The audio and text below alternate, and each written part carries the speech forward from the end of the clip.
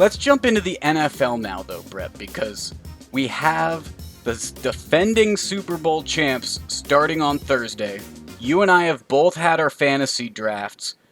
We both have a decent amount of players on Thursday, and you texted me something very interesting about how you're thinking of setting up your lineup. Yeah, basically, I just want to play everyone. I just want to play all my players on Thursday night. I've waited so long. There was no preseason for us to complain about Higgins. Like, oh, why are we watching this game on a Friday night? Well, because it's football and it's on your TV. So we'll all be watching Thursday night.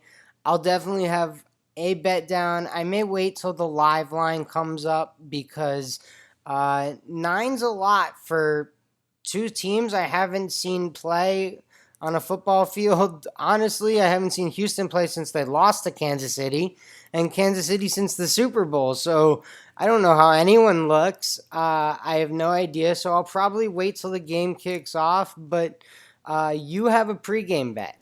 Yes, I am taking Kansas City -9, and it feels like an easy decision to me, which should give me a sense of caution, but it never does. The Chiefs at -9, bringing back basically all of their offensive assets except for some of the players in the backfield like Shady McCoy and Williams. I'm not too worried because Mahomes still has all of his weapons, who are all faster than any secondary in the league. And Houston, on the other hand, lost their biggest weapon in DeAndre Hopkins, so I wouldn't be surprised if the Texans, if they take a week or two to kind of re-identify who they are, who's going to be the main guy? Is it going to be Brandon Cooks? Is it going to be Will Fuller? Who's going to be who Watson is looking for when he has a sack basically right in his face? And so -9 Kansas City, I like it. However, I'm going to give the word of caution. I don't like any of the over-unders this week, mainly because with there being no preseason, like you mentioned, with there being limited uh, training camps and limited media at these training camps, it's really unknown how well some of these teams are clicking. So that could lead to defensive breakdowns where you have blown plays that are an easy touchdown, or that could lead to missed blocks that turn into defensive stops and it becomes a defensive game. So I'm really not sure how these over-unders are going to go yet. So I'm going to watch week one games, and then maybe in week two I'll have a sense of where I'd like those over-unders. Yeah, I'm definitely leaning Kansas City in this one for sure. But this is like one of the 5 to 10 weeks of the year where Will Fuller's healthy, so anything's possible for the Texans. Um, and Deshaun Watson also got paid this offseason. Let's not forget. So Not quite as Houston's got much. just less time, but 39 mil a year. He's not doing too bad. Oh yeah, absolutely. But 10 years for $500 million basically. Can't touch that. Mike Trout can't even touch that. Another fun game coming up Sunday. New England, Miami, the start of the Cam Newton era in New England. Is it going to be weird not seeing number 12 under center? It's going to be very weird seeing that, and it's going to be very weird seeing Cam run that offense. I'm very interesting to see how healthy Cam is from taking last season off. Hopefully, he did make the right decision and is uh, fully healed, because when Cam is fully healthy, he's unlike any other quarterback in the league. He's electrifying. He's truly one of a kind, and that would be exactly what you would expect from the Patriots, who got away with giving him a 1-year deal that is worth a lot less money than I think he's actually worth. And if Cam far out exceeds that, like I think he's going to, then the Patriots look like geniuses like they always do. So -6.5, I don't know, because they're facing off against Fitz Magic, aren't they? Yeah, Fitzmagic. I just 6.5. You seem to be more in on the Cam thing. I'm I don't know. Actually, I shouldn't say that. I'm pretty pro Cam also. But I think I'm more minus Jets really than anything. So like, oh, he beats the Jets twice. He probably steals one against Miami. Like that's 3 wins right there. I'm sure they have another cupcake because they're the Patriots. So, you start counting up the wins and you're like, he probably get 10. Some of these lines in these early games are interesting, though. I mean, New England, basically a full touchdown at -6.5. Baltimore versus Cleveland, -7.5. Baltimore needs over a full touchdown. Seems like a pretty shitty line for Cleveland. Then the Jets and the Bills, 6.5 point line in favor of the Bills. So some full score touchdown lines right there. It'll be interesting to see if the NFL is going to be a lot closer in week one, given the lack of tape and experience that you got to see of these 2020 rosters. Yeah, I totally agree. I was looking for a game that wasn't a full touchdown, and I actually caught one that I really liked. Eagles Washington. The game is at Washington, but that doesn't really matter. And the Eagles are only -5.5, and we're obviously recording this on a Wednesday, so assuming no breaking news comes between now and Sunday. I think the Eagles should definitely cover that 5.5 versus Washington. Okay, I did mention Patrick Mahomes had the best contract, but I think the second best contract goes to Josh McCown.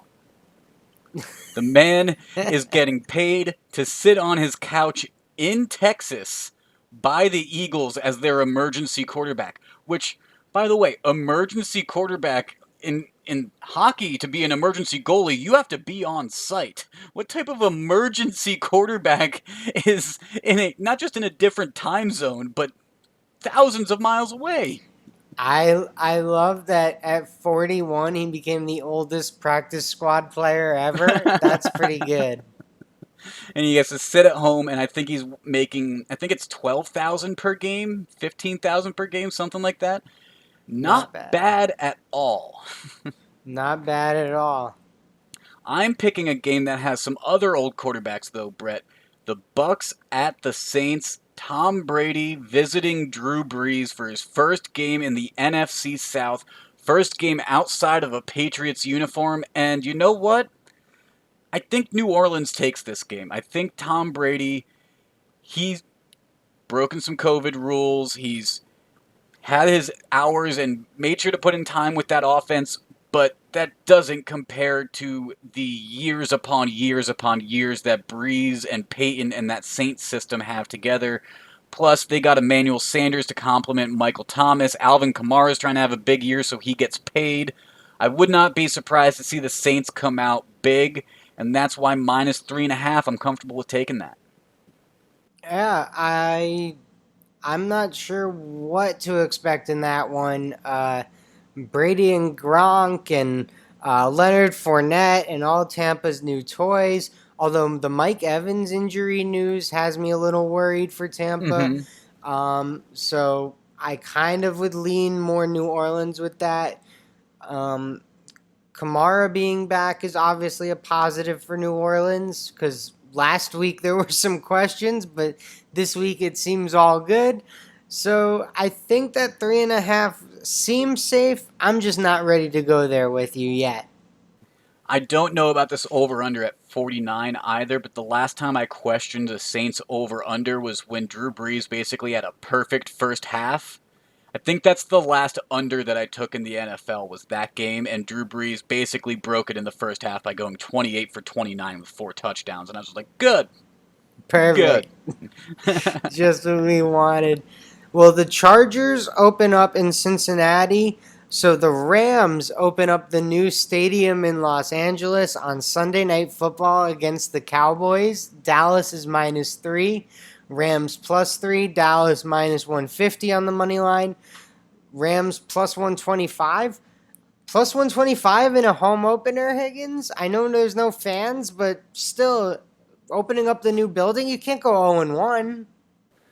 That is true, and that's why I scrolled up to see and double check the Raiders. They're on the road against Carolina, so Gonna have to wait to see that pretty Las Vegas stadium a little bit longer.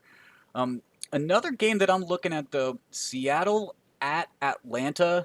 The line's only at 2 points in favor of the Seahawks right now, and I think the Seahawks should be worth more than that. I think it should be closer to that 3.5 that Tampa and New Orleans are. But at the same time, Atlanta's the team that got caught using artificial noise, so maybe they feel a little more at home with this artificial noise that's going to be getting funneled into these stadiums. It's got to be a little weird for some of these other guys, but Atlanta might be a little more used to it. Tom Brady had a great quote at practice. He said, "Oh, this sounds like one of the old Colts tapes from the RCA Dome." So they might not be the only team with some practice there. But Hey, speaking of the Colts, did you see that Vinatieri got beat out for the kicker spot? I did Rodrigo Blankenship from Georgia, Yes, the rookie with the with the rec rec specs. specs. Yeah. So hopefully Vinatieri, I don't think he's going to go anywhere else, but the 45-year-old, easy Hall of Famer. Easy, Maybe easy Hall Tampa of Famer. Bay. Maybe Tampa Bay. Does he Maybe reunite? I mean, there's no snow down in Tampa to worry about kicking in. I don't know. It seems like people around his age are all meeting up in Tampa Bay. Well, that's where people as they get older like to go, right? Is Florida? Yeah, exactly. If you're from the Northeast, you retire and go to Tampa or Miami or Jupiter. Jupiter's the big one.